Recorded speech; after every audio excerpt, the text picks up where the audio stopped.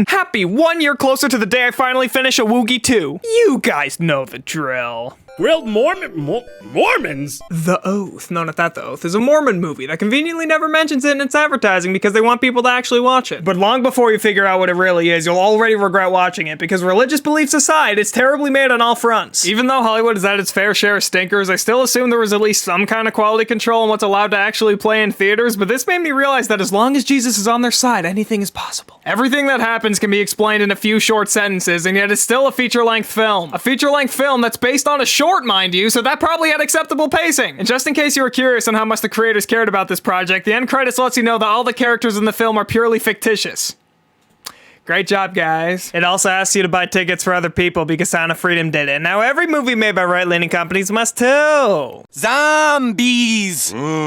Zombies! Super! R.L. Stine's Zombie Town is a family horror film from the same man behind The Nut Job. And yes, I do mean family horror, as it's clearly aimed towards younger kids. There's not a single death, its profanity only gets as bad as damn, the only drop of blood is contained within a movie inside the movie, and when the two main characters confess their love for each other, they freaking hug! The PG-13 rating threw me off guard, but even as a children's movie, it's god-awful. Dan Aykroyd plays a surprisingly big role despite recently starring in a blockbuster hit. When I saw his name on the poster, I expected him to only show up as a glorified cameo like Chevy Chase. Now that guy hasn't been in anything noteworthy for almost a decade, so his cash grab blow and go makes more sense, but Dan really didn't need to. And despite still clearly not giving a crap, his performance is still better than pretty much everyone else. Everyone talks like they're in a freaking Darman video. Kinda just a fancy way of saying they're talentless, but shut up, it sounds funnier this way. But nothing can compare to the abysmal screenplay with plot holes and thoughtless dialogue galore. Most of the main characters are just downright evil, with a black kid trying to stop the world from being saved because he was bullied in the bathroom and Dan Aykroyd trapping civilian souls for money. Both of these characters aren't treated like villains, by the way. The writing is even worse than Steven Universe because they don't even say they're sorry! If this is accurate to the book, then let's just say I can see why Hollywood made a movie about R.L. Stine's books and not of them. I kinda hope I find a copy of this at the Dollar Tree so I can make a Dollar Tree Movies episode on it because there's a lot to talk about. And yes, I am going to make more! But I'll still kick your assassin. Assassin, no, not that Assassin, is officially the last Bruce Willis film. Or I should probably say Assassin is the last film in which he appears. It's as clear as day that they held back on him as much as possible here, giving him only a handful of lines, and very short, simple ones at that. The film tries its hardest to make him not look like a glorified cameo by giving him reaction shots and scenes he doesn't even talk in and whatnot. Pretty clever now that I think about it. They're using his Dementian strengths to the film's benefit. Sitting on their handicapped asses staring at things is what they do best, and it really boosts his performance, turning it into the swan song that it truly is. Anyway, the movie itself is a convoluted sci-fi mess that keeps finding new ways to break its own rules every scene. I'm not exaggerating, it's like it's written by a child. The acting is slightly better than I expected it to be, at least. Besides Bruce Willis, of course. The poor bastard talks like Joe Biden.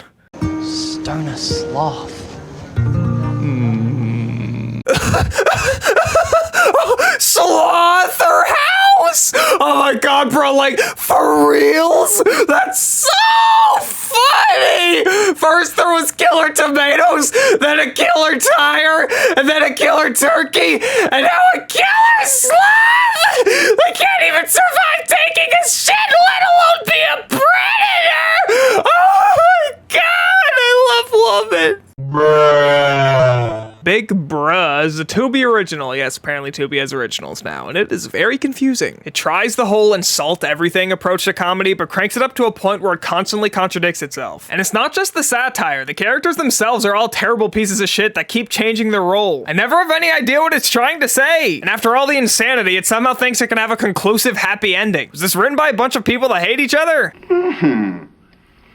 This is a tasty burger. Good Burger 2 is everything I expected it to be. That being a lazy retelling of the original with a couple of the nouns in the plot summary replaced with more modern taglines. All the plot points, twists, and jokes are just lazy imitations of what once was. Even the characters, despite having aged 27 years, haven't changed at all, which is fine for Ed, I guess. He's always been the silly buffoon. But now Dexter's also an idiot due to him no longer being a kid and still acting like one. I guess the dynamic is still technically there on paper, but it's just so awkward having the latter be a grown-ass man. The original had a cameo of Shaq, and this one seems to think that that was one of the things that defined it, because the cameos here are beyond excessive. At one point, the creators flat out purchased videos off of Cameo and try to pull it off as a daydreaming sequence. And if that's not pathetic enough, they put the names of each celebrity on the respective cameos. What, do they expect kids to be impressed that the out-of-touch writers at Paramount figured out how to use a website? It's kind of charming in a Nickelodeon sitcom kind of way, but no near as much as the original. Fatties.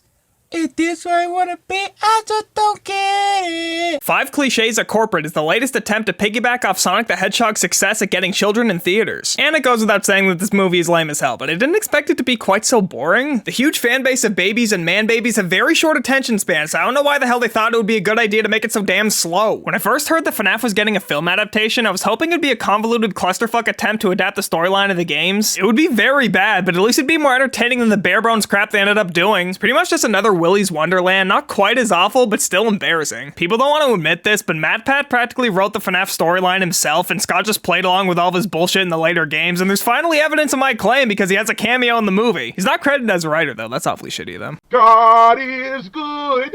Oh, God is great. The Shift. No, not That the Shift. Or That the Shift is a Christian movie that conveniently never mentions it in its advertising because they want people to actually watch it. It's a pseudo-artsy multiversal twist on the Book of Job while at the same time acknowledging that very book. So if us as an audience can see the obvious connections, how can the literal sci-fi Job not know what's gonna happen when he's already read and preached that book? It's like Christianception. Or just a poorly thought out idea that wouldn't be a gamble to release in theaters because like The Oath, it also relies on its audience to be both its reoccurring ticket sales and its advertising budget. Okay, here's how it works. They want the few people who would be fascinated by its totally not overdone concept of a multiverse movie and buy a ticket, not knowing that it's a religious movie. But be so touched by its message that he will go to its pay it forward program they advertise in the credits and buy as many tickets as he can afford so that other people that weren't initially enthralled by yet another multiverse movie in 2023 would be like, oh, what the hell, because it's free. And they too are converted to Christianity, and the cycle repeats as it stays in theaters until the end of time due to its non-stop flow of revenue.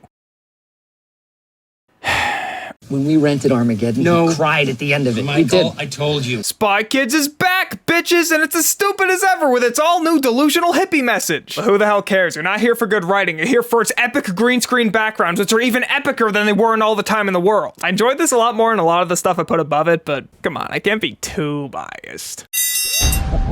When I hear the bell, destroy Farmer. Did you know that Robert Rodriguez hasn't had a hit movie since Spy Kids 4? And his latest theatrical release, Hypnotic, no, not that Hypnotic, didn't even make back a quarter of its budget, poor bastard. Actually, screw him, this movie sucks. It starts as just an average Find My Missing Daughter action flick, but then it introduces mind control superpowers, okay? I'm still following. Then it reveals that nothing you just watched was real. Okay, that's stupid, but I'll still try to follow. It then reveals that the character realizing that all of this was fake in itself was fake. And then the plot twist at the end was that the person who reacted to the person reacting to everything not being real, all of that was not real. Hollywood was so confident in this movie that the official trailer doesn't even disable resample. Where did it go? I don't know. It's gone. Doggone. No, not that doggone. It's a bland, safe, and predictable movie of a boy who can't act, losing his dog, and going on a journey with his dad that used to be able to act but doesn't care anymore. The whole movie just feels really phony. The dog needs its medicine in 20 days or else it will die, and of course they find him the very last day, and it has the audacity to call itself a biography. Every single person they meet also just so happens to have a dark dog-related backstory that makes them help. I would say the soundtrack is manipulative, but it sucks so much ass that there's no way that anyone would actually feel anything listening to it. If you must see a dog movie, watch the prior year's Dog. It isn't great, but it's a lot better than this. Supercell is a coming-of-age drama that's advertised as a disaster film. There's not really much I can do to describe the film without just using a bunch of movie review buzzwords that I've already used time and time again, so I'll just say this. It has that lame Christian movie feel. Yo, my name is Nicholas, and this is ridiculous. The Old Way is a boring, bland western that stars Nicolas Cage for some reason. It has the Travis Jones syndrome, and yes, this is what it'll be called by everyone from now on, where the old man's wife is killed and they messed with the wrong guy. A guy who everyone knows the name of because he's that badass. Typically slower-paced movies make up for the lack of action with good characters and story, but this one doesn't. Get your thoughts on this just so I can say this line.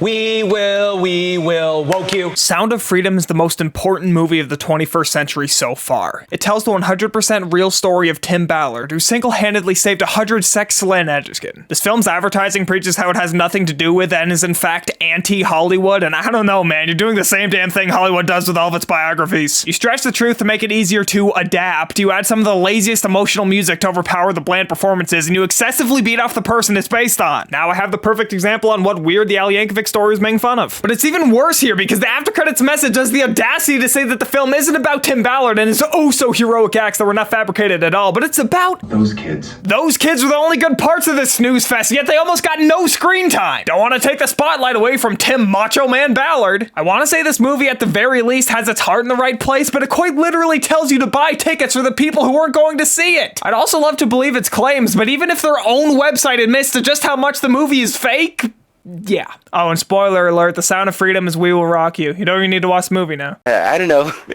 I might crack. Where can I get some? Cocaine Bear found a way to once again push just how far Hollywood can change a story and claim it's still true. Here's what actually happened. A plane smuggling cocaine crashed, a bear walked up to it, ate 3 grams of it, and died. Now that's not very movie-worthy, but they must make one because hey, drug's funny. The bear CGI is a little better than I expected, and there's a pretty cool vehicle chase, but that's really all it has going for it. Half of the actors are terrible, the editing looks like it was done by an AdCom student, and they never fucking shoot the bear! They have every opportunity in the world, but they never do it! Well, Ray Liotta does, but he's supposed to be the bad guy, even though all the characters are bad. They are drug dealers after all, but it's okay. They learn the power of friendship or some shit, and they will not be punished. Mark, kinda ain't real.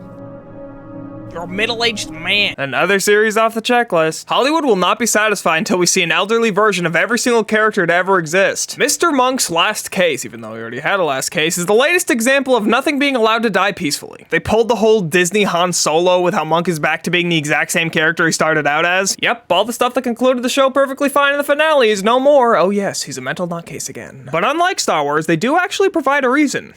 COVID. Yeah, I think I would have preferred them ignoring the show's ending altogether. At its best, it just feels like an episode of the show, which says a lot about how forced and pointless it is, and at its worst, it's just Lying.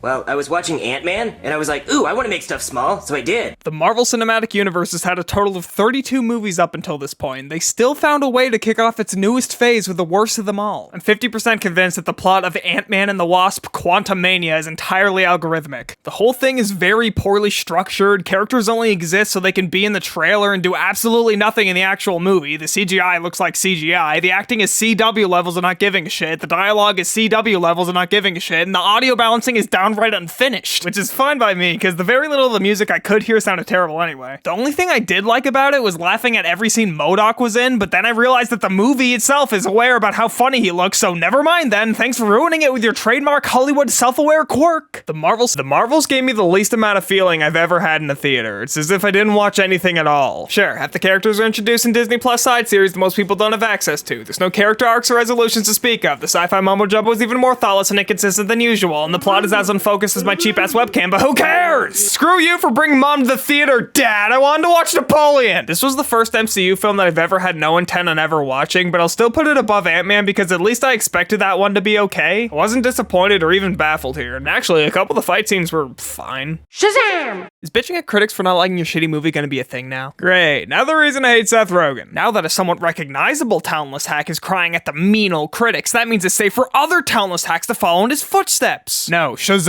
Fury of the Gods is not actually very good, but it is cool to hate on this when it makes you cry. Actually, pretty fun, I would say. It's very bland, the acting is quite bad, the characters keep forgetting they have super speed, and of course it has the painful line all PG-13 movies must have some variation of. That line being, blank, blank, blank, motherfuck. Cut off. Taste the rainbow, motherfucker! At least have the awful child actor actually say it, Jesus Christ! A woman that's thousands of years old has a romantic relationship with a teenager, but it's okay, she is a woman after all. Plus, she doesn't look like an old person, and the only reason why pedophilia is wrong is because the couples look too different. Everyone knows that. At least it wasn't boring, but that doesn't mean it was fun. I'm glad it bombed. Get over yourself, Rachel. Spaghetti! Postocalypse is the first of the animated Tubi originals, and it's written by one of the 2 creators of Aqua Teen Hunger Force. Must be the less funny of the 2. You know, the one that loves potty humor but gets stopped by the other before he bombards the show with it. Okay, Postocalypse isn't terrible.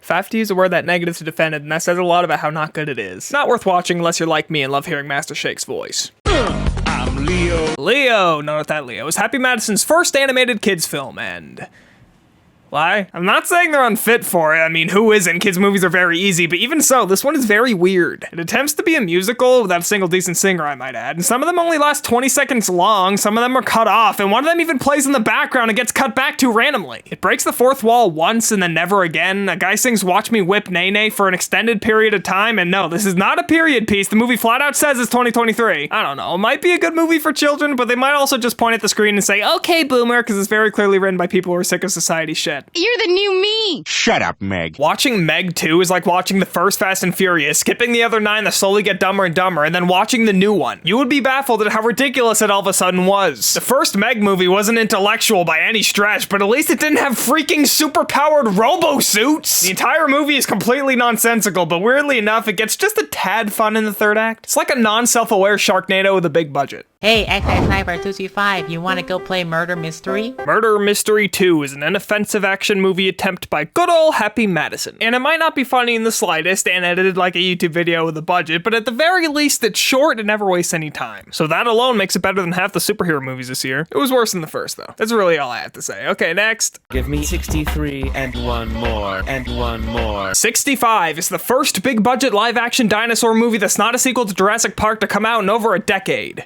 It doesn't sound very special anymore when I say it out loud. I thought for the longest time that the film had time travel due to everything being so futuristic in a prehistoric setting. That and the movie only says the time period after they crash land on the planet, but I guess not. Which fixes the plot hole I thought the film had of his daughter sending him messages from the future, but what we get instead makes just as much sense, so either way the movie's dumb. I liked the set design and the acting for the most part was good, but not good enough to save it from its awful script. Oh my god, it's Jackie Chan! Hidden Strike is Jackie Chan's first American movie since 2017, and supposedly the reason he stayed away from Hollywood for so long was because he was sick of receiving the same roles again and again, the role being the badass Asian guy who co-stars a goofball that he has to learn to get along with. It started with him co-starring Chris Tucker 3 times, then Owen Wilson twice, and then finally Johnny Knoxville was the straw that broke the camel's back and made him sick of it. But would you believe it, he's back, and now he's playing a badass Asian guy that has to team up with a goofball that he has to learn to get along with, this time John Cena. It's poorly written and acted, but as usual, the action scenes are the highlight. This dude is in his 60s and he's still moving like a stuntman in his prime. However, he's clearly a lot slower and more limited than he was in the 90s. My point still stands though, because 90s Jackie Chan didn't act like a stuntman at all. That guy was freaking supernatural. Man's discovery of none. What's none? None business. The Nun 2 is the 9th film in the Conjuring universe, and I am very tired. Not just of Conjuring movies, but ghost movies in general. At this point, these are nothing but multi-million-dollar mind games. There's many lengthy scenes of a character looking around a dark room, each one having the jump scare play at a random time, so hopefully one of the loud noises will jump you if they keep doing it at random. It's so lazy, and so much of the film is just that. Thankfully, like a lot of these movies, the third act gives up on all the false tension nonsense and just goes full creature feature. It's a lot better when it does that, but it's still just a generic factory-made product. Mexican violence? Domestic violence. Blue Spider-Man is yet another attempt by DC to make their own Beetle. It's crystal clear down from his childish, snarky attitude, his suit's extra bug legs, the suit trying to kill people he doesn't want to, even the robotic female voice the suit has is practically identical to Spider-Man's. Anyway, I liked George Lopez. Why is it that all these DCEU films still have after credits that tease sequels? It's already been confirmed that the DCU won't see another year. In fact, since that's the case, shouldn't these final movies take the risks that get them to actually be interesting and remembered? They have nothing to lose, so why finish the series off with these safe, predictable pieces of schlock? It's me, Dracula. Renfield was advertised as the first direct follow-up to the original Dracula, even though it's public domain, so I highly doubt it. It's strange though, because I don't remember Marvel humor and big CGI fights in the original Dracula. No, I haven't actually seen it, but shut up. Hollywood really only seems to use Nick Cage to lazily cash in on the memes, but strangely enough, he was actually the best part of it. Not that that's saying much when your movie has Deadpool-style commentary, but that's still not as annoying as Awkwafina. This time around, she doesn't play the quirky comic relief she usually does. No, this time she attempts, and fails, to play an angry badass cop, and I might just hate that even more. I tried Dungeons & Dragons once and I died of boredom. Guardians of the Dragons Infinity Squad is Hollywood's latest attempt to change a non-comic book property into a superhero movie, and they did it at quite the bad time. Sure, it most likely started production when Marvel was on top of the world, but movies can take a long time to make, and a hell of a lot can happen in that time, like superhero movies being on their deathbed. It's so painfully obvious they were trying to be Marvel. They have the flawless Mary Sue that's at the very least jacked this time, so it's a little more believable that she can beat up a large group of people. They have a forced unfunny joke in between every single line of dialogue, they have the self-aware quirk poking fun at its own lore to keep it safe from criticism, they have the post-credit scene that continues a gag just to remind you of how funny the movie is, they have a Guardians of the Galaxy-esque let's all get together and show that we're a team now scene, and most importantly, they have an Avengers Hulk smash moment. The plot progression, the characters, the character dynamics, the character development are all bland as Marvel. Marvel being sin, but everyone already knows that. I'm not the biggest Lord of the Rings fan. All of the because magic moments makes it so I can't take the story very seriously, but why I like it is its world. But you can never soak in the world in this movie because it's been hidden behind its baby-pleasing pacing and unfunny jokes. Also, everyone in this film, hero or villain, are all humans. The closest we get to a fantasy-esque character is a human who claims to be only half human and a small human. If the only thing you have above what you're copying is looking prettier, then damn it, I want more interesting looking characters. This flopped in the box office, so thankfully I doubt it'll become a franchise.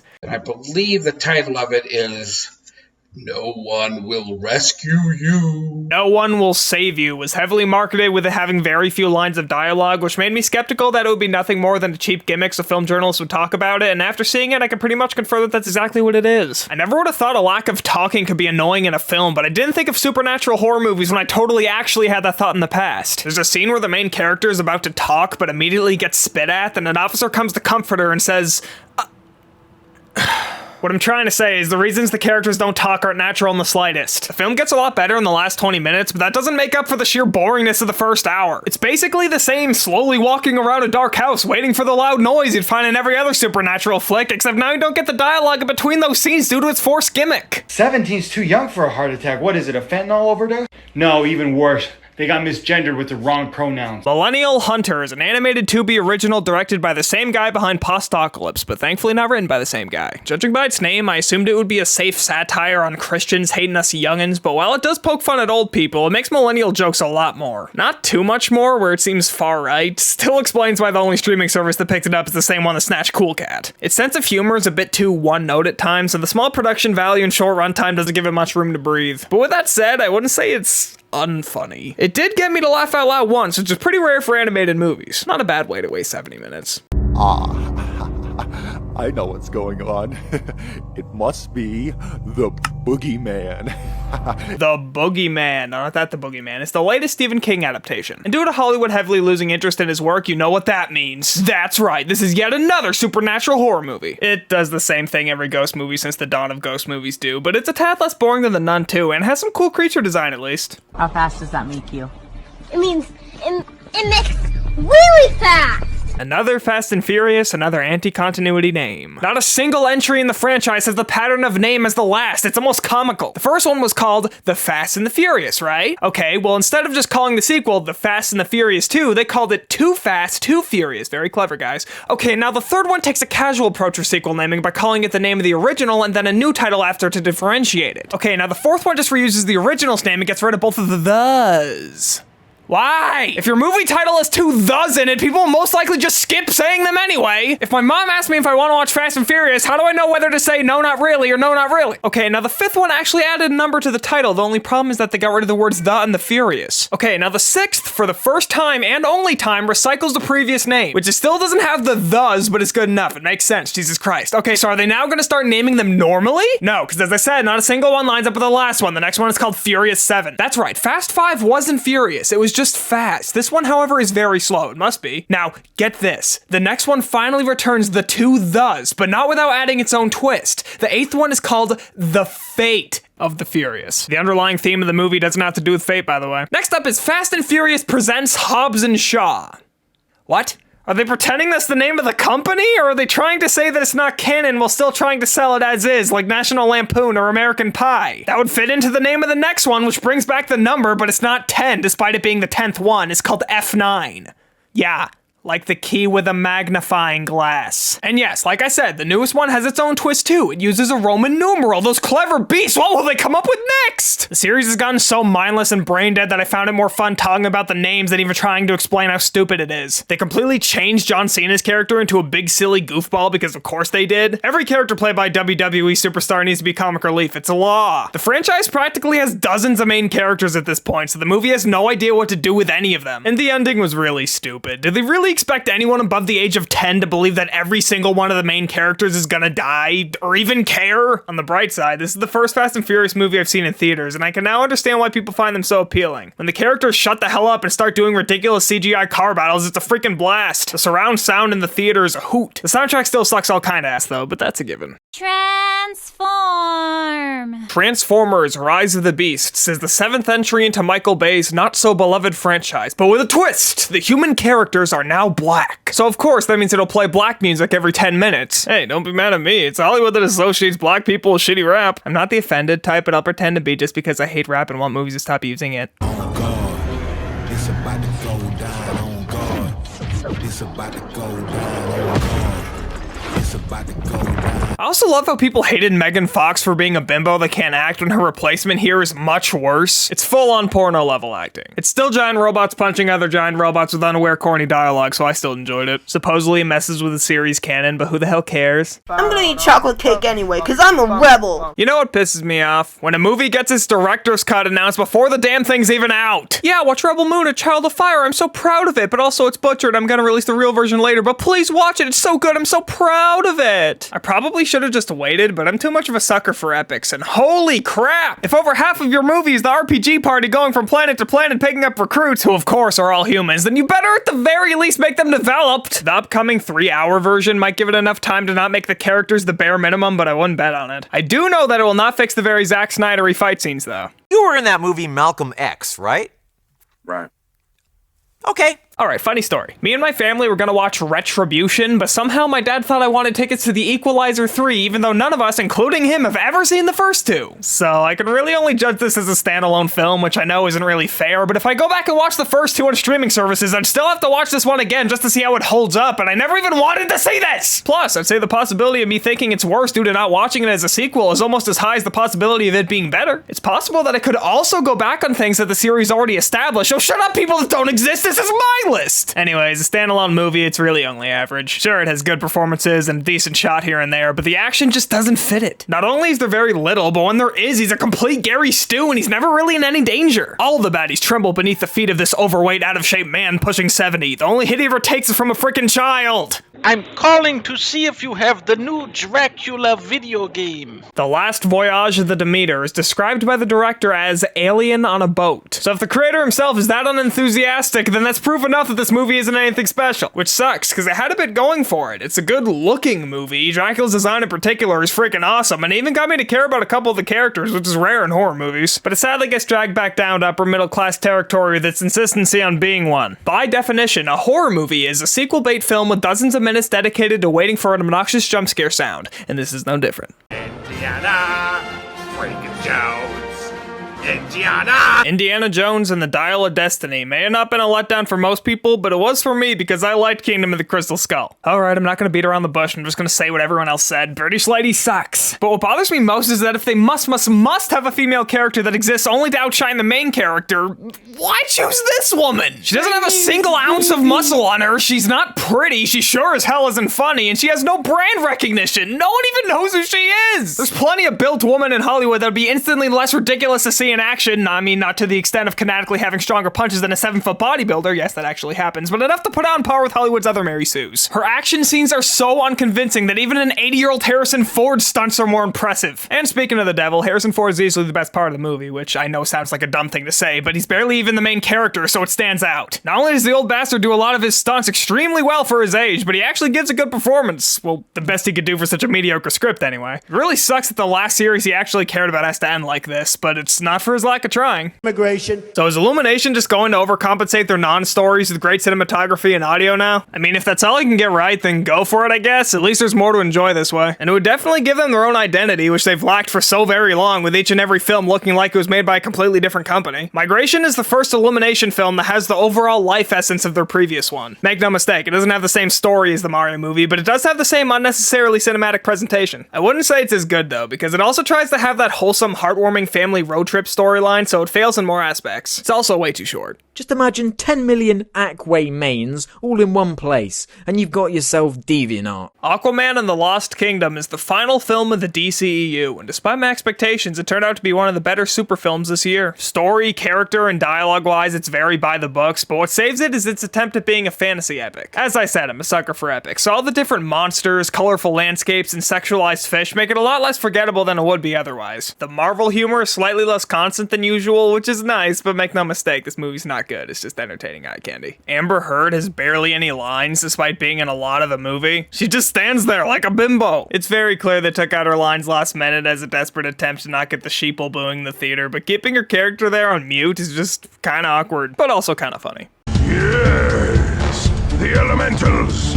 Right, the elementals, that's it. I don't feel like fact-checking this, but I'm almost certain that every single original worker at Pixar is gone, or at least it feels that way. Most of their biggest hits followed similar concepts. They take something from everyday life and shows their perspective on our world. But whoever pitched the idea of Elemental made the same mistake as the guy behind Cars. They remember that Pixar takes simple things and humanizes them, but they didn't remember that what makes them work so well is that it's in our world. Pixar's downfall has gotten to the point where it's not even surprising anymore, so I start viewing their movies as regular old children's movies instead of holding my expectations to a higher regard, and with that said, Elemental is okay. Also, I friggin' called it! Ever since I saw that blue femboy in the poster, I knew that his voice actor would be terrible. And would you believe it? I was right. I mean, most of the actors were bad, but he was by far the worst. Some character designs just scream bad voice acting, I don't know why. For the love of God, Hollywood, start hiring voice actors for your animated movies again! In Hunger Games, I don't even care if all of these boys get shirtless or not, because I can tell that they're not even that built. The Hunger Games, the Ballad of Songbirds and Snakes at the Sochi 2014 Olympic Winter Games is yet another prequel no one asked for a series that was concluded forever ago. However, this is one of the rare cases of a franchise revival that makes you forget the series was ever gone. Despite Hollywood changing a hell of a lot in the last 8 years, this remains uncorrupted and maintains the look and feel of the rest of the series. It's just a shame they didn't do this for a better series. Yes, it feels like a genuine Hunger Games film, but that also means it has the bad things the series has had consistently throughout its life, like the r/I'm 14 and This Is Deep dialogue. Well, hello there, little fellow. Are you a stray? I have no defense for putting strays this high. No, not that strays. Or that strays. I admit, 100%, I am biased. It's just an early 2000s talking dog movie with the gimmick of saying fuck every single sentence. I only unironically laughed twice, but I still had a blast watching it. It's a combination of me growing up with these types of movies and...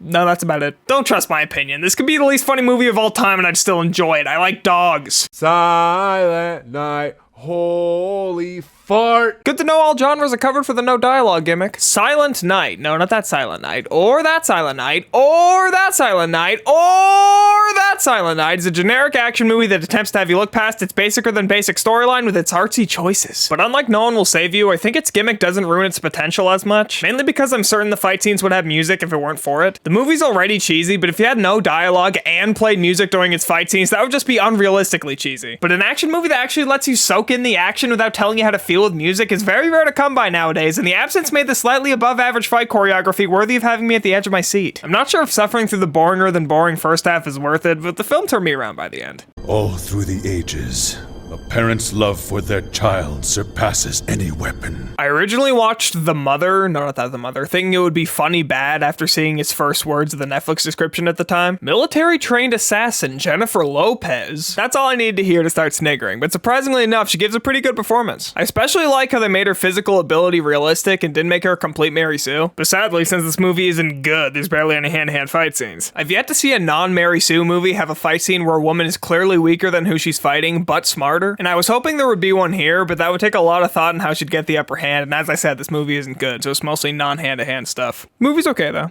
Have sympathy for poor slender man. Sympathy for the Devil is an average thriller made up for with good performances. Nick Cage plays a frickin' anime villain with a pseudo-intellectual dialogue and red hair, but it works. They most likely wrote the character for Nick Cage in mind. Hell, half his modern movies do that anyway. It's cheesy, it's competent, it doesn't overstay its welcome. Hey, Root Beer. The name is Ginger. Chicken Run, Dawn of the Nugget is, who would have guessed, a very unnecessary sequel, but it's entertaining and harmless. It does that thing a lot of very late animated sequels do, where a lot of the older characters tag along but don't do anything. And if they do, it's always something that could have easily been written to another one. They really gotta get better writers over at Aardman. The jokes are so overdone and basic that they're almost charming in some nostalgic way. It's almost like they use a top 10 list of the most used jokes in cartoons as a checklist. Supposedly, Aardman's only making one more film after this, and they're running out of time to get their head straight for a true swan song. Their new stuff is still charming, I like the silly mouths, but the writing is definitely taking a hit. What the fuck? What the fuck? What the fuck? Not that kind of Flash! The Flash. No, not that The Flash. Surprisingly, it wasn't as bad as I thought it was gonna be. And yes, I watched it in theaters. I'm not gonna not watch something because the star is a bad person in real life. I'm not a liberal. It's a lot like Multiverse of Madness and how its rules are very convoluted and make less and less sense the more you think about them. But unlike Multiverse of Madness, this one has actual heart. So if you give up on trying to follow the multiverse bullshit, you're actually left with something. Now, what you're left with isn't great. The CGI is full on video game graphics, and the ending in particular is really freaking stupid. But it's a modern DC movie that has competent actors and actually takes itself seriously. And especially nowadays, that is good enough for me. That ending is really bad, though. Barry acts like he learns a valuable lesson, but then he proceeds to do the exact thing he learned not to do. I guess he thought it's changing too much if he saves his mom, but not the same damn thing if he saves his dad. There's a racist among us. Killers of the Flower Moon is the longest non-extended cut movie I've ever seen, running at a foreskin blistering 206 minutes. But I was still up to it, because this is Martin Scorsese. The Wolf of Wall Street and The Departed are also quite lengthy films, but thanks to Martin's excellence in pacing and style, not a minute of them felt slow or boring. However, that is not the case in this one. The film could have easily had over an hour of the detective scenes taken out, and the ending would still be just as impactful. What happens to the main characters is far more interesting than the slow, boring question-asking process that must happen before. However, if they removed all the unnecessary scenes, then I'm pretty sure Steve Whitting would no longer be in the movie, which would suck, because the guy starred in a crappy FMV game that shaped my childhood, and he deserves more roles. But yeah, seeing him in a movie this big, especially with a role that decent in size, really threw me off guard, because he's had almost nothing to show for his career for nearly 40 years. We will get you that Oscar, Steve, and you will finally be a star.